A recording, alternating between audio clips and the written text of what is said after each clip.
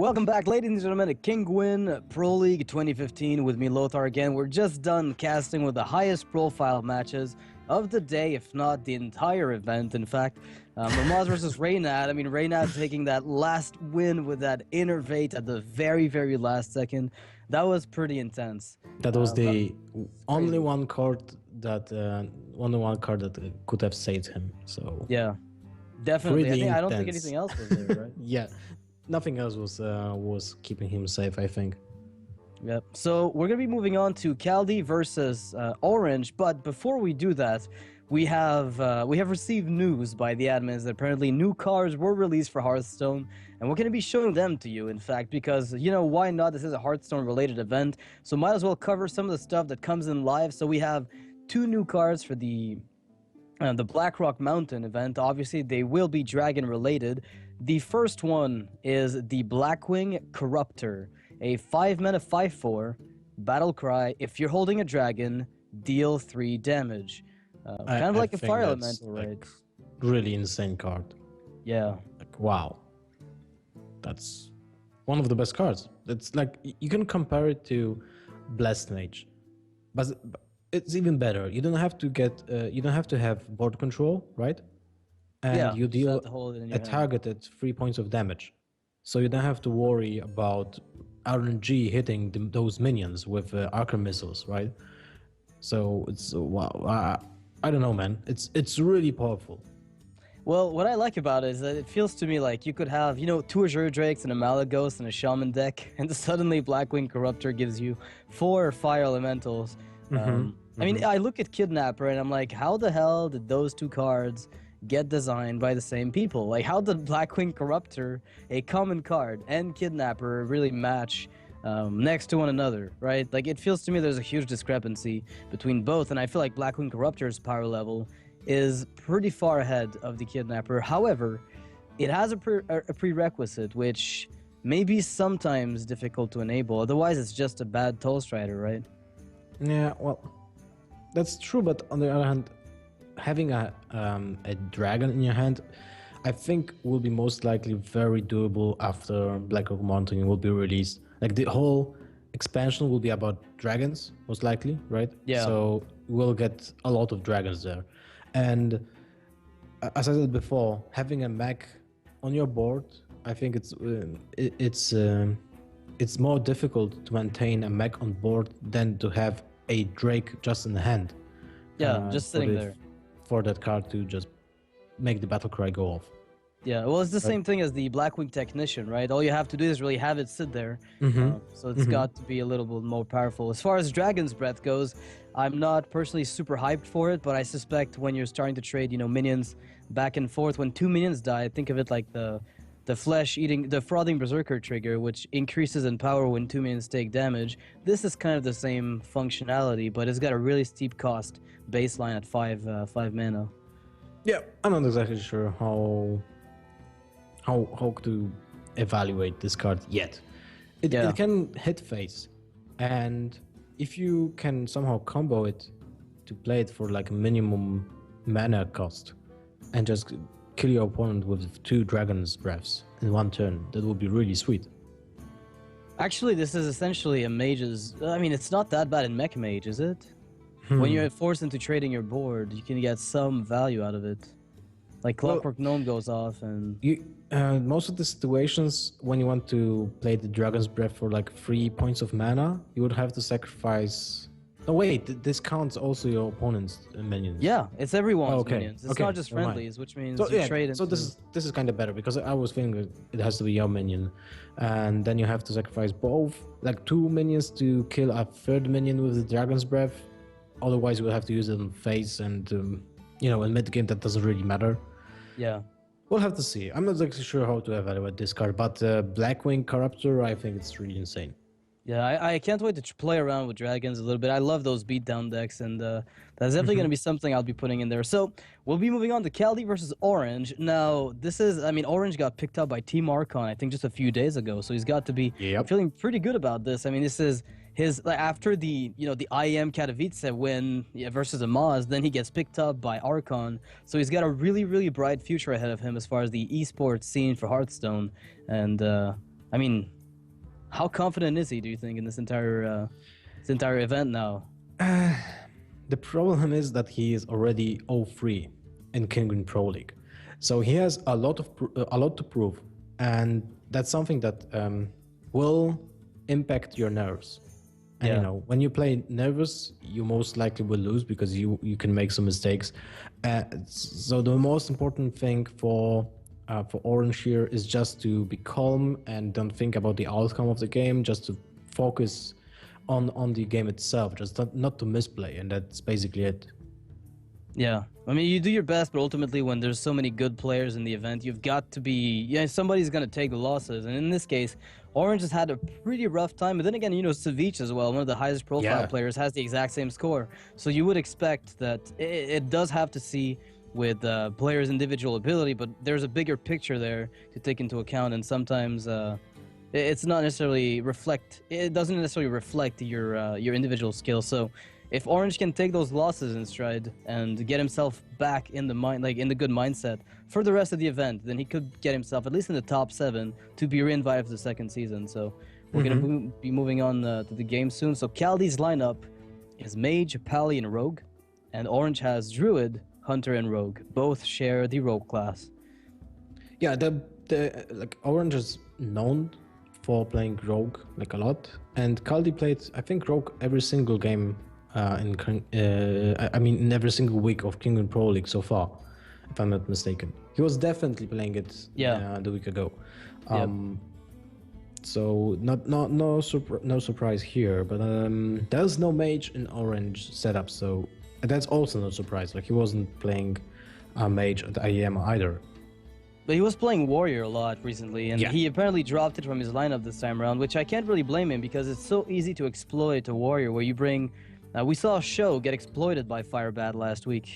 He just brought a Control Warrior, and Firebat had 2 decks that lost to the entire lineup and didn't really care because all he had to do is win 3 times against Control Warrior, and he did that pretty easily, and then show got swept. So by avoiding those very potentially lopsided matchups, it's a pretty safe play. So bringing Druid, Hunter, and Rogue gives you a pretty good chance to win against a much broader range of the metagame. Yeah, unless you go for a crazy Ragnaros in your Warrior. Yeah, of course. That's pretty easy, right? Yeah. It's then just win. Yeah, snipe the face twice in a row. That's easy life. You just gotta do it a Moz style, but then you get top decked with Innervate and things go wrong.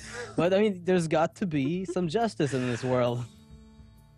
So first match is gonna be Mage versus Druid. Kaldi's gonna be playing as Mage, and this is slightly favored for Kaldi, generally speaking, but by how much of a margin will heavily depend on the start of the Druid. It really depends on the Mage too. It can be freeze mage. I wouldn't be surprised if that would be a freeze mage. Kaldi? Yeah. But how good is freeze mage against Druid with double combo? With double combo, that's really bad. Yeah, that's the thing. I'm thinking to myself, it's not unwinnable, but let's just be honest, it's definitely not as good a matchup as you'd get if you were playing mech. Well, we'll have to see. We'll be jumping into the game really soon. I'm really curious if Orange will go with a different type of druid. Almost everyone and their mothers are playing combo druid, and maybe someone will go for something different. But I feel that the combo is just so powerful, you can't really deny yourself playing that card. I mean, the 2 cards. Yeah, together they basically, between Innervate and Force of Nature Savage War, those cards together basically make the entire deck work. You remove either of those pieces and suddenly Druid is not a thing. So I wouldn't be surprised if we just saw another kind of fast Druid. Okay, we are going into the game.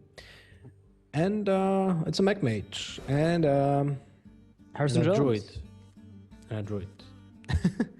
Oh, that's not a good hand for Orange.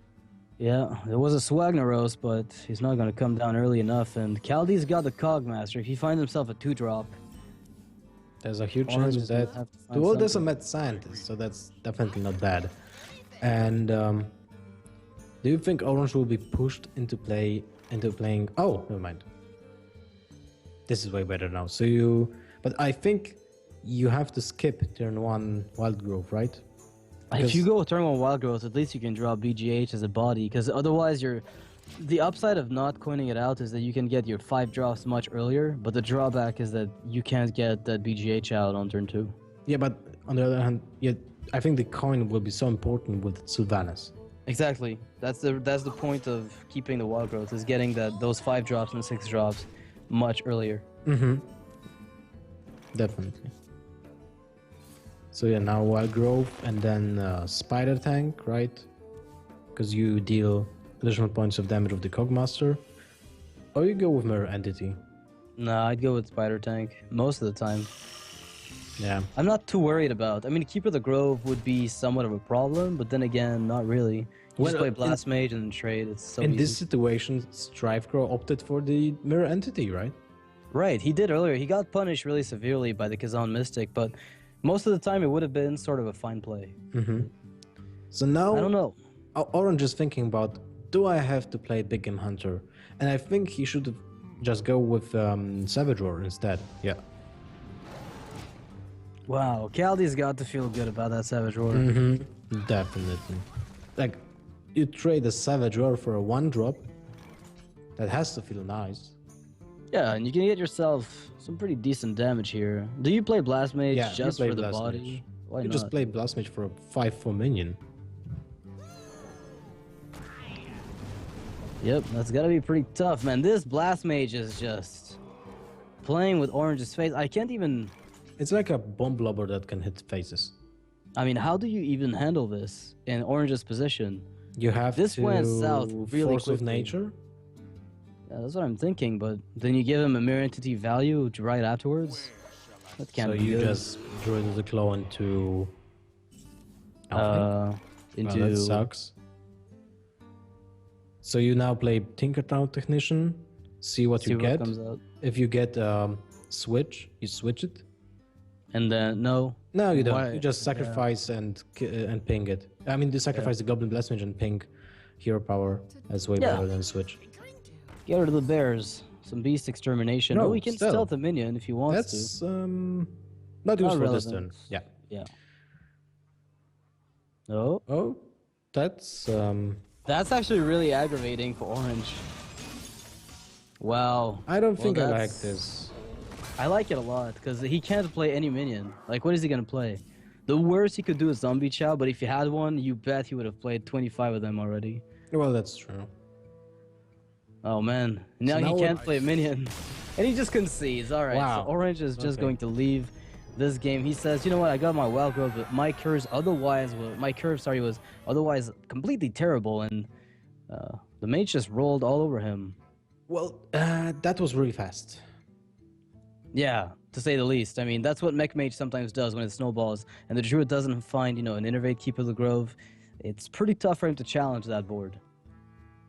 So do you think in hindsight that a turn 1 Wild Grove into turn 2 Big Game Hunter would have been better? It would have been better, but the question is how much better? And my answer is not much. I mean, what would he have done more than he did now? Like, he would have killed a Cogmaster? Like, he would have saved 3 damage? That probably would not have been enough. Yeah. So, yeah, ultimately, I think it boils down to just getting the good curve, if you're playing Druid. And if you don't, it's pretty tough. So Kaldi's Mage is now out of the race, going 1-0 here against Orange. He's got Paladin and Rogue left, and Orange has Druid, Hunter, and Rogue to choose from. Against Paladin and Rogue, if I have a Phase Hunter, I'm bringing it out. Yeah, I definitely agree with you. But Orange was playing a lot of mid-range Hunter, and well, it's not so great against either of those decks that he can approach right now against Kaldi. So yeah, I don't mind I don't think it would be that unlikely to see it in his lineup though. You mean the Face Hunter or mid-range Hunter? Face Hunter, because mid-range it's pretty standard, but you're already pretty okay against most decks that Hunter beats with Druid. In general, you're pretty okay. Whereas Face Hunter will take wins from decks like Paladin has come back heavily. So if you can punish a Paladin you're gonna be doing it with a face hunter. It's gonna be one of the easiest ways for you to do so, unless you're playing freeze mage, but then you're exposing yourself to an auto loss in the case of double combo druid. So I think face hunter makes quite a bit of sense in this metagame. Yeah, that's true. Well, it made sense for Kibler, but he lost his match anyway. But he stole the first game there against the Paladin. So definitely agree with you here about the face hunter opinion. Many of the players though and the viewers are hating on face hunter because it's quite an easy deck to pilot. Yeah. By the way, guys, I would like to point out the card that was shown on screen that you saw earlier, the Dragon's Breath, that was the wrong card. The admins picked up the wrong art, and we talked about what? The wrong card. Yeah, apparently they showed the 4-mana Pyroblast card, which was way broken. I was talking about the 4 damage, costs 1 less for each minute that died this turn. So apparently the admins messed up the art. They picked up some kind of fan-made card. So we apologize for that. We didn't mean to misinform you on this point. Well, okay.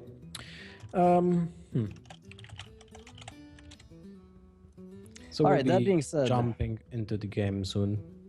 Yep, Hunter versus Rogue. So if this is face Hunter, there's definitely going to be I would say a possible like very easy game here for Orange, but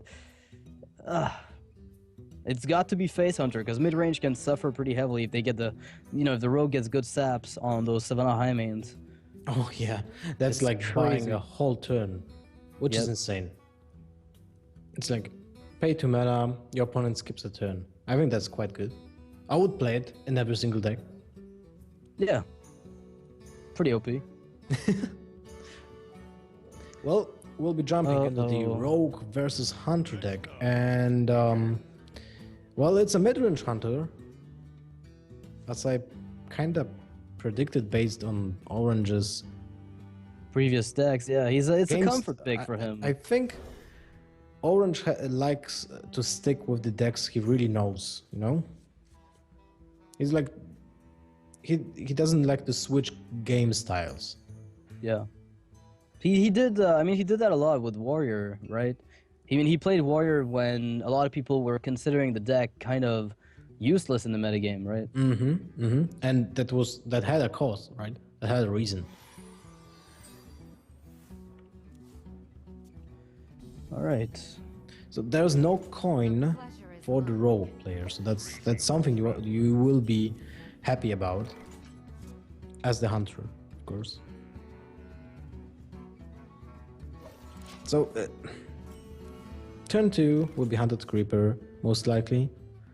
Or maybe Animal Companion? I don't hate the Animal Companion. You're playing into Backstab SI7, but it's putting a lot of pressure. You just want to coin out that Belcher, I think, or that Shredder. Yeah, that's better, I think. And you also have more value out of the Animal Companion if you have something already on board. If you hit the unlucky Leok. Right. Yeah, if you can get the Leok on an Unleashed board or just, Haunted Creepers, leftovers, those can be really good to dish out additional damage. And, you know how much Hunters like to deal damage. Interesting that Kaldi didn't attack into the Haunted Creeper. Deadly Poison? No, for the Fan of Knives, Next turn, like... Well, he's telegraphing what he wants to do next turn at the very least. He's discouraging some lines of play by playing that Deadly preemptively. Well, kind of liking that Web Spinner. Just Hero Power Web Spinner? Yeah, I think so. I think that would be definitely Oh, maybe Kaldi is trying to bluff that he doesn't have any Fan of Knives? Nah, no way. Oh, man. What's the... I think you should just go with Web Spinner and Hero Power. I don't know, to be honest. I would definitely do something different, but now that when the Rogue has no easy way to deal 1 point of damage, she does. She has a perfect wipe here with the backstab on the Haunted Creeper, attack Leog, and Fan of Knives. This whole thing. If he coins out the Web Spinner, he's gonna get punished so hard. I meant for the Web Spinner. If you go with the Web Spinner and the Hero Power, then it will be just a great turn to use the weapon on the hunted grouper, which is something you don't really care about, you know. Well, this game has so many different outs. Yeah, there's many ways for players to adopt that. I just know that like I really do like the hunter matchup as a rogue in general, and I feel like a lot of the lines of play are very, you know, defendable. And you know, the prep sprint here could be viable as well. You could just do that right now, get yourself even more options to set up a really sick backstab fan of knives. You've got to be careful with those, you know, once the hunter starts stacking a bit too much damage. Yeah, that's the best possibility here to. I agree. Backstab fan of knives and attack into the Leok. That's. It's safe. Yeah, definitely safe. Well, I'm starting to like here the position that Orange is in. This board is not too bad. It's pretty well defended. Double Belchers? That's quite good. Yeah. Oh, wow. So now sprint, right? Well, that or a Azure Drake, because the Drake doesn't die to the Belcher unless abusive Sergeant's in the lineup. But you could keep that for a good prep. I just think you're going to want to prep sprint, sorry. On turn 6? Whenever. Well, that's quite good. If the Drake will still be alive and you prep sprint on turn 6, you can draw into an eviscerate for 5 points of damage. And that's quite good, because then you deal with the Belcher really easily. Well, we're gonna have to wait and see what he does here. That's the beauty of Hunter, I guess. Sometimes there are times where playing mid-range Hunter is very touchy. A lot of the times, I mean, sometimes it can just be very straightforward. It's a beat down, a one-sided match. But in situations like those, you've got to think very carefully. And honestly, one of the things that makes me the most uncomfortable when I'm facing a rogue is when she's got more than 6 cards in hand and she just seems like she's biding her time. Yeah, then Something about that, it makes me really uneasy. Most likely there will be a Blade Flurry somewhere there. Yeah, I think it's a pretty good play. Oh, man. Oh, Ooh. there's an Eviscerate. Oh, look. So... That's even better, isn't it? You play your Piloted Shredder, Eviscerate, and prep Blade Flurry? I think that's a play I really like, because by developing the Shredder, you're getting yourself even more board presence. You then have Dr. Boom for bodies on the board afterwards, or you can just sprint straight up if you feel like you just need card draw. But I mean, you keep your Drake and you keep a Shredder. That seems to me like a very convincing play. I definitely like the Pilot Shredder Eviscerate prep Blade Flurry the most. Then you have turn 7 Dr. Boom. Why do those players not play with the board more? I'm disappointed. I want to see some boots. See some what? Some boots? Boots?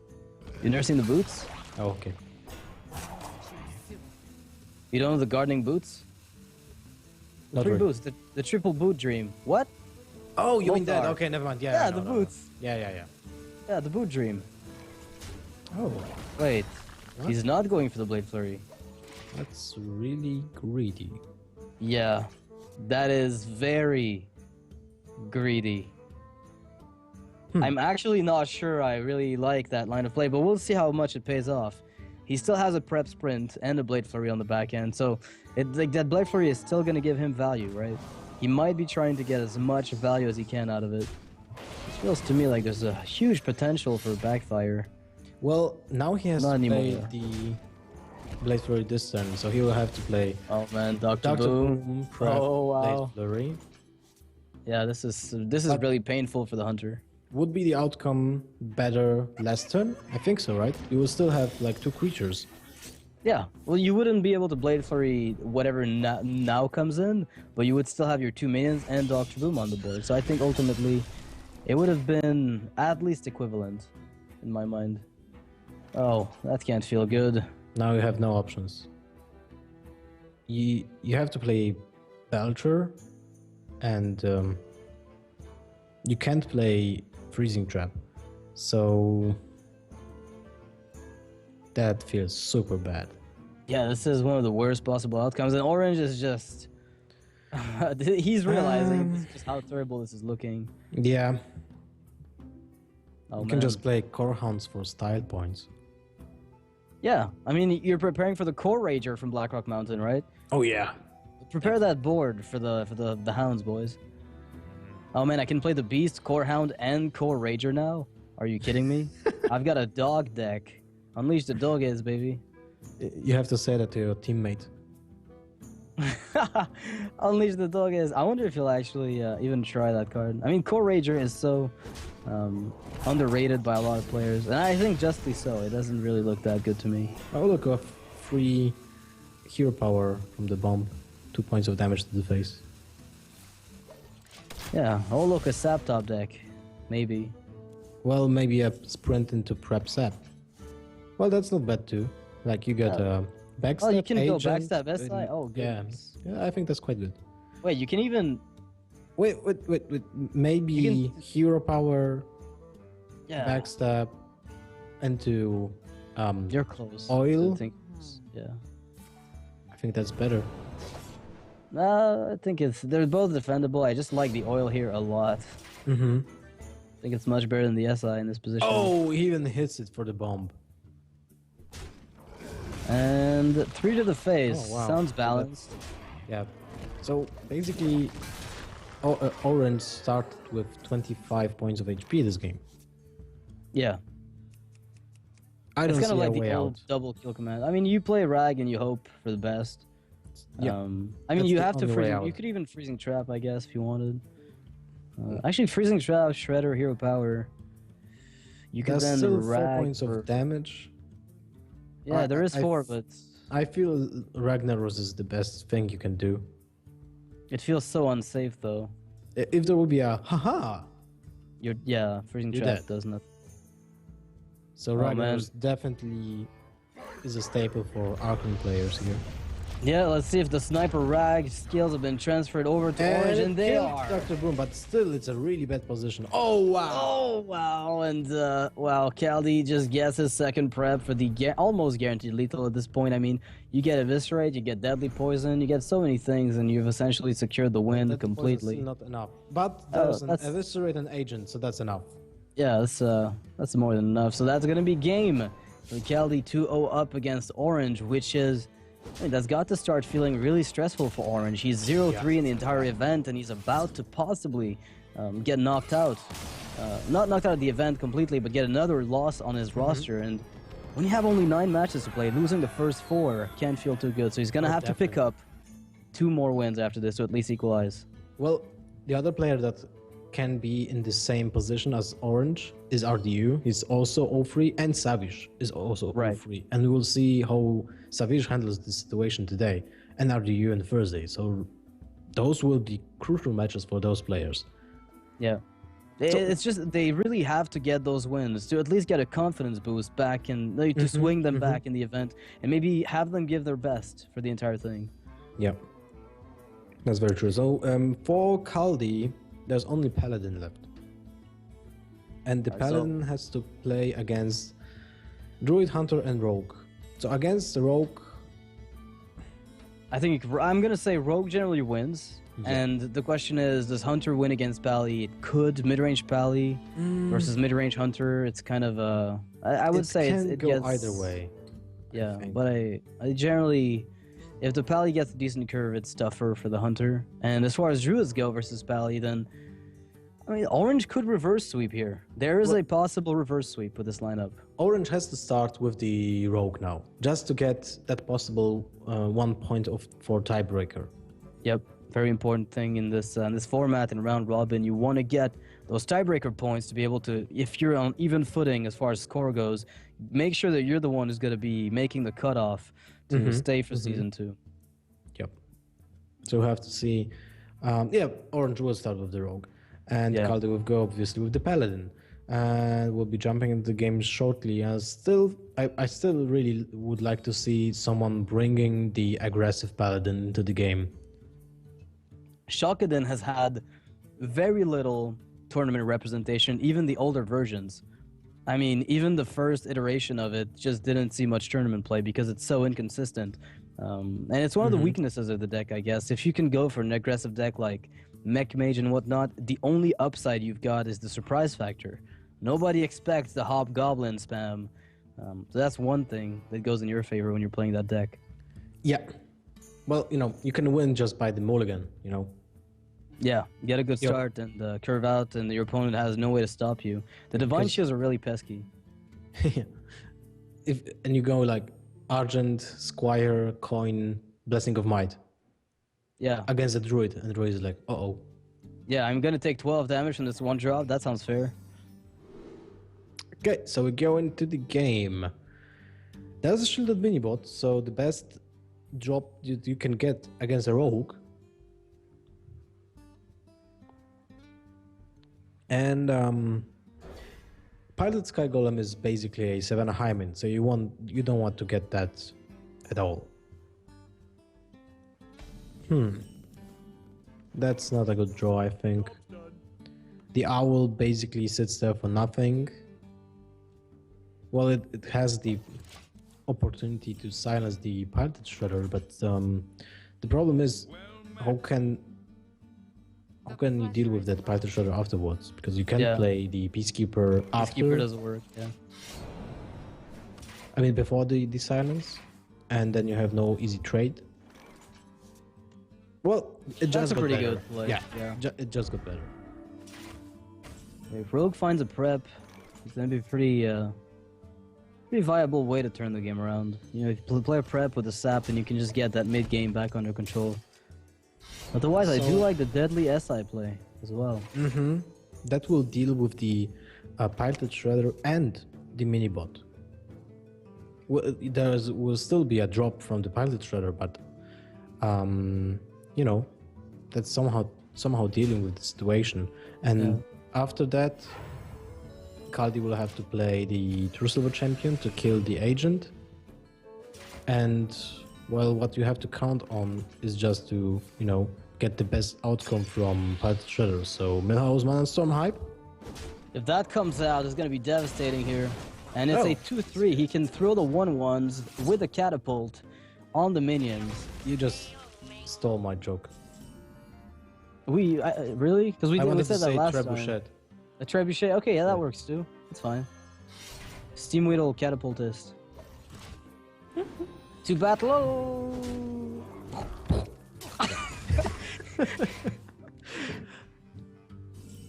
Well, that Steam Weedle will get knocked out by the weapon.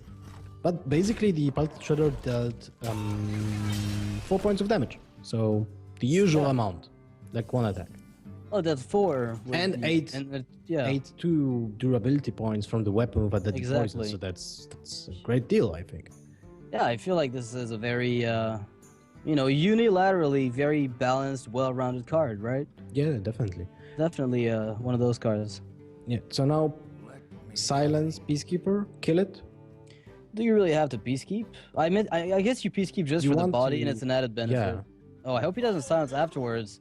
Yeah, I hope so too. Oh, okay, he doesn't. I was gonna say. He doesn't go for the sign, so he will not kill the Piloted Shredder anyway. Okay. Uh-oh. Say hello to my little friend. There's no prep, so he might not be inclined to do it. And maybe that's the reason Kaldi just doesn't really care about using that charge with the weapon yet. Wants to make sure that the Auctioneer gets dealt with. That might be better. Oh, man. It's gotta feel a little awkward.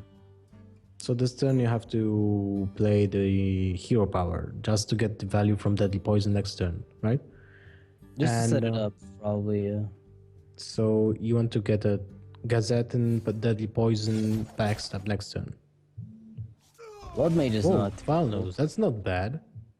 Yeah, not yet, but it'll come in handy. You can just drop it for card draw, but you're not gonna get much value out of it.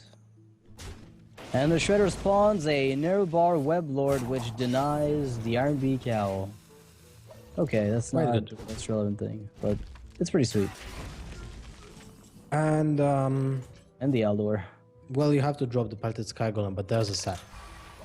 So basically, it's just buying Orange a whole turn, and second Gazettin. Well, if that would be a prep, it's basically lose a game, most likely. Yeah, if this was a prep, I think Orange would have been able to take this game pretty handily. I mean, And the thing is, right now, because he's got that second Gadgetzan, if the first one gets taken out by the Choose Over Champion, he's got a backup plan. He's not that far off. One thing that Kaldi will have to feel good about is that one sub is already being played and you have a Tyrion. Yeah. So now you can afford to drop the Parted Sky Golem again. That's your opponent. Well, you didn't kill the Neruber Weblord last time, so you just ignored it. That's basically it. So now... Gadgetzan, backstab, deadly, everything. You just throw... Well, you have to see what your draws are, but I feel like this is a pretty good position here for Orange. You're going to be able to cycle 2 cards off the Gadgetzan, a third from the Love Mage Downloads, and he has to deal with it. Jeez! Wow, it doesn't get much better for him. Such a weak minion to handle. Wow, no damage taken, almost. That's quite good. To say the least, yeah. Well, that Gadgetzan has seen... I mean, it'll just die here. There's no reason to let it live, otherwise you just auto-lose, but... You see the hand from Orange is still not looking too bad. Oh, he can't play the Drake. He has to sacrifice a Weblord, maybe. Trying to think about that. I would certainly consider it. You attack with Nerubar, ping the shield, and Drake, Fan of Knives. You can't. Yeah, you could. No, you almost could kill Tyrion, but it's not going to be quite there. Do you want to kill Tyrion? What if you Fan of Knives? I mean, I guess you don't really have the choice unless you find a sap. You're going to have to. There's a shift, also nice. Yeah, you have to tinker Sharp Sword perhaps, and use your weapon to get rid of this. Oh, that feels so bad. Flurry. Yeah, but you keep that 1/3. I mean, it's... So you have to Blade Flurry. Yeah, there's no question, unfortunately, for Orange. He's not going to be getting an amazing Blade Flurry, but he's going to get a semi-decent one. Now the Paladin is going to be able to come back with a bit of pressure. So what about Silence? Or just Peacekeeper? For 4 mana? Oh man, that sucks. Peacekeeper might be better. You drop Peacekeeper, go 5 points of damage to the face. I think Belcher, Iron Beak Owl go face. Well, okay, Belcher is better because it's just a 4/3 minion, so it's like a Parted Shredder. So, and you're actually really fine when that situation goes. Okay, he used the Silence anyway. Never mind then. Yeah, but Tinker is a bit of a very dangerous card, so you can't really let the rogue get too much value out of it. Oh, that Farseer is very crucial. I think he's looking for sap now. I mean... Man, this is a throwback to the olden Miracle Rogue days, it feels. Oh man, Lotheb into Earthen Ring. He's gonna live for a little longer, I think. He's got only 8 damage, so if he heals up, he's out of range of Consecration on its own. Do you think you have to play Lotheb? What are the spells that you're really worried about? Equality Consecration? Lay on Hands, Equality Consec. Well, yeah, okay, Lay on Hands is really important here. Yeah, he's waiting for that sap at this point. Master for Battle, okay, that was also really important because there was already 2 Blade Flurries being played. Yeah, you have no way to answer Muster Quarter. So you play Peacekeeper Lotheb, and you go for face with the rest, right? And then you play Hero Power Quartermaster. Or you use... No, I think that's the best. You can maybe kill the Weblord, but I don't feel the point in that. You want to just ensure you will have lethal next turn with the attack of the web, right? Yeah, you could try that. I think just going full face here makes a bit of sense. Thing is, what if there's a sap? Man, that sap could be devastating if there's more for the rogue, but you've got to play for the win. Yeah, and see what you get here. I like this play. Never mind. Well, he still gets a possible lethal in that. Gadgetzan finds a prep, but how good is it going to be really? I don't even know if you can afford dumping 6 mana on this. What are the options? You have no backsteps left. No Fan of Knives. Fan of Knives. You use Blade Flurries. You have 1 sap. I think heal bot, maybe. And 1 Eviscerate. What else? Yeah. I think it's going to be him fetching for heal bot. I don't know what other card could really help him. Drake draws as many cards as the Gettyston is bound to, but... Oh! That's a whiff. Wow, wow. Wow, wow, wow.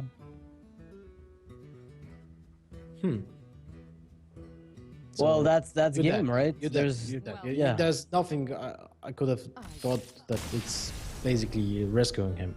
Yeah, and Orange is gonna go down 0-3 versus Kaldi from Fnatic. That's an incredible sweep from Kaldi, a very convincing one of that. I mean, Orange stood very little chance in those games. Wow, but Tyrion MVP in this game, and basically Tyrion was the MVP because Piloted Sky Golem was sapped. Yep, very strong. Well, you know, it happens. Yeah. You lose a favorable matchup and can't really do anything about that, I think. Yeah, I mean, when you don't find you really want to get that prep sprint, you want to get those Fan of Knives on musters, but there was never a really good circumstance where muster for battle was, there was never a play that the rogue could counter effectively and gain tempo off of it, because what you want to do when you're playing rogue is you're playing aggro control, which means you're putting down threats and at the same time removing your opponent's threats because your removal costs so little. A little bit like the shaman with their lightning bolts or their rock biter weapons, just taking out multiple minions for very cheap and getting that board slowly. But that rogue couldn't do anything. And I guess Orange is playing a more miracle-oriented rogue, so obviously maybe a little less consistent in the more, I guess, accepted version of all rogue nowadays. I'm not sure what the consistency of Gadsden Auctioneer is in those decks. Well, if you play Gadsden, you have to also play like one Shiv, because you rely on more cards, on more spells and also more cycles, right? And then you deny yourself also, I don't know, one creature, I think, because most of the oil decks have more creatures than spells nowadays. And when you play the Gazetton, you have to turn that around. And with then Shivs. Yeah. Well, I'm not exactly sure. We'll have to see in the future matches, because I'm sure both of those players will be bringing Rogue in the next weeks. Yeah, it's just unfortunate for Orange right now because he's currently 0-4 in the Kinguin Pro League. Kaldi is 3-1, right? Let me see. Yeah, Kaldi had I think the first week was a bit tough, and then he kind of picked up after that, got a clean sequence of games. So Orange is going to have to do his best past this point to get himself out of that potential bottom 3 of the bracket, because in his group, he's so far, I think, the lowest ranked player. So hopefully for him, it's going to get better. For the time being, guys, we'll be back for a 10-minute break. Just don't go anywhere. We're going to be back with another game just after this. What is the next match? I think it's Kolento versus Hyped, which is going to give you Hyped. And Kolento's pretty good games. 1-2. So yeah, also really stressful for him, I think. Well, maybe. Yeah, Hyped is 2-1. So it's they're kind of like mirrored in this case. So if Kolento wins, they're both going to be equal in the group, and then it's going to come down to the matches that happen next week. So that being said, be right back. Don't